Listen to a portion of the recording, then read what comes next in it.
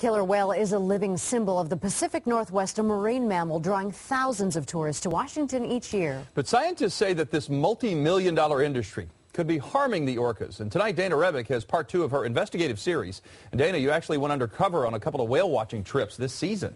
I did. And what we wanted to find out here is whether the whale watch operators are following the current law on how close they're allowed to get to the orcas. And what we found is that when enforcement officers are not around, some of them do push the envelope.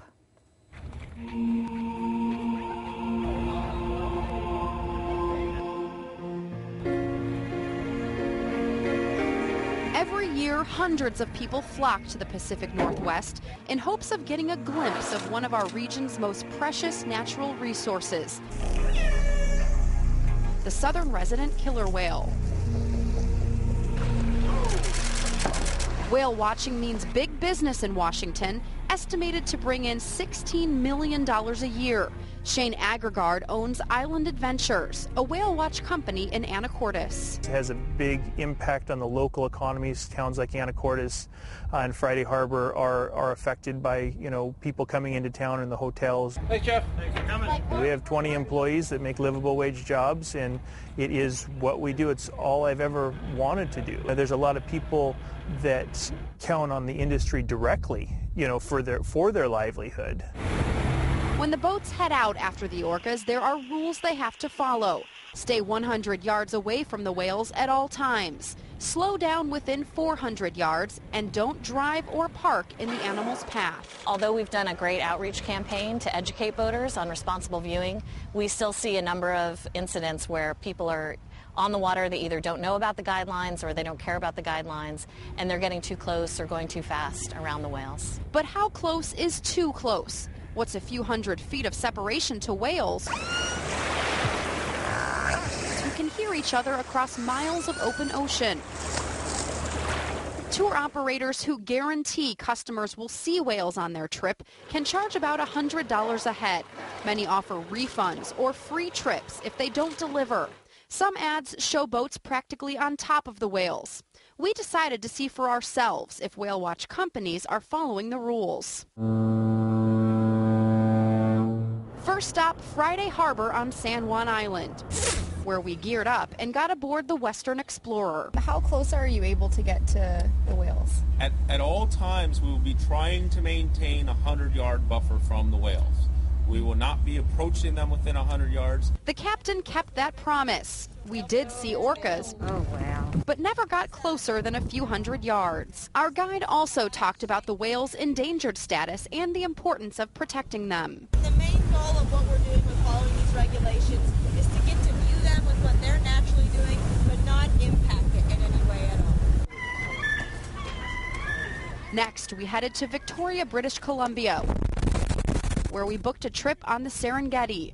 Enforcement officers have pictures of another boat run by Seafund Safari, the Serengeti's owner, parked directly in front of an orca and cruising much closer to the whales than the law allows. I've been doing this a long time, senior driver here in the harbor. Within half an hour, our Captain Tom admitted he got a ticket for getting too close just the day before. So you got written up last night, or did they fine you? What? Well, no, they keep track of how many times you're contravene the regulations, and then after 3 times they write your boss a letter. So it's So they swam actually right underneath you? Yeah. So did they come surface by your boat yesterday? Yeah, they went like that. Really? Yeah. Which sounds great, and it is kind of, but it's not so good from the point of view of regulations and what you're supposed to be doing. Apparently, the citation didn't have much of an impact. Tom spotted a group of orcas, and it was full speed ahead, along with several other tour boats. There, see the back of his dorsal, how wavy it is? He got us up close and pointed out Ruffles, an older orca scientist named for its ruffle-shaped fin. Oh, how close is that, what do you think? That's probably 40, 50 meters. I've had close passes before, which were similar to that, but it's not good when the enforcement boats are around. It's not good any time, to be honest with you, but it's like how many times do you speed when the cops aren't there, right? This year, the cops at the National Marine Fisheries Service are lobbying for stronger protections.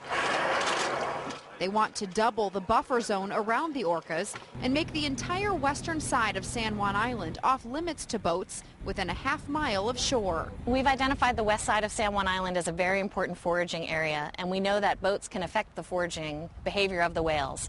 So we really want to protect that area so that the whales can get all the food that they need. Study after study shows boats have a negative impact on almost every aspect of orca behavior.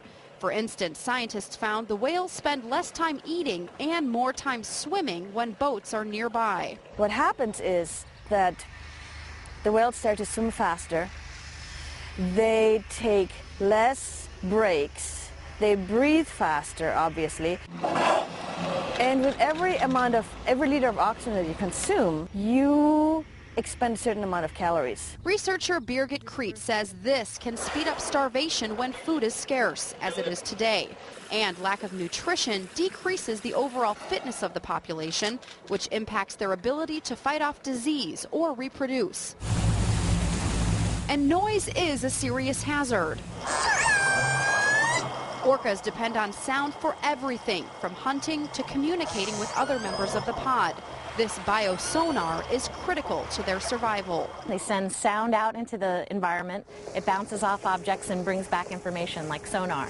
So whales use this echolocation to find their food. Fast-moving boats at 100 meters from the whales can significantly impact their ability to find salmon. Research indicates because of their incredibly sensitive hearing, engine noise can block between 88 to 100% of a whale's sonar signals. Human-generated noise can also cause marine mammals to release increased amounts of stress hormones, which are as harmful to them as they are to humans. Some whale watch operators are in denial. Affecting their sonar, I've yet to read a study that shows any impact on their sonar. Shane Agregard says it's unfair to punish the whole industry when most captains follow the rules, slowing down within 400 yards of the whales and cutting their engines at 300 feet.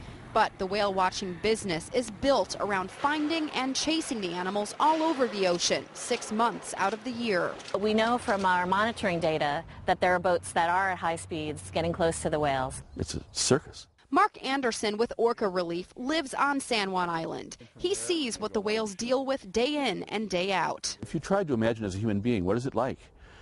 You couldn't imagine being blinded all the time, right? You're just seeing white, basically. And the effect on your ears, when you could hear something at 20 miles and you're hearing it at 100 feet, it just has to be completely overwhelming for them.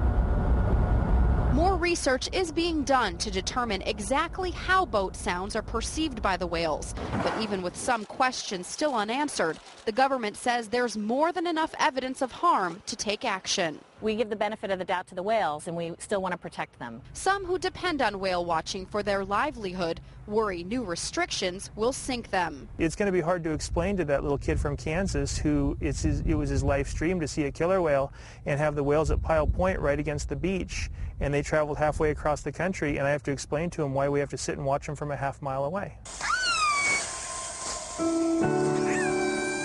The reality is, if something isn't done to help the whales recover their equilibrium, there won't be any left to see.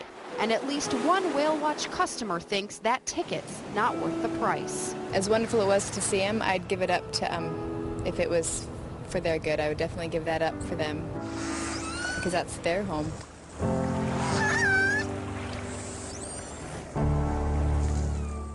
Tomorrow night, we will talk to local enforcement officers whose job it is to catch the violators and hear why they say their job is so challenging. And we will also be updating you on the status of those proposed regulation changes and also tell you how you can make your voice heard on this issue. Yeah, this is part 2. Part 1 is also on Q13Fox.com in case you missed that, and we'll look forward to this one on there as well. Yes. All right, Dan, thanks. Thank you.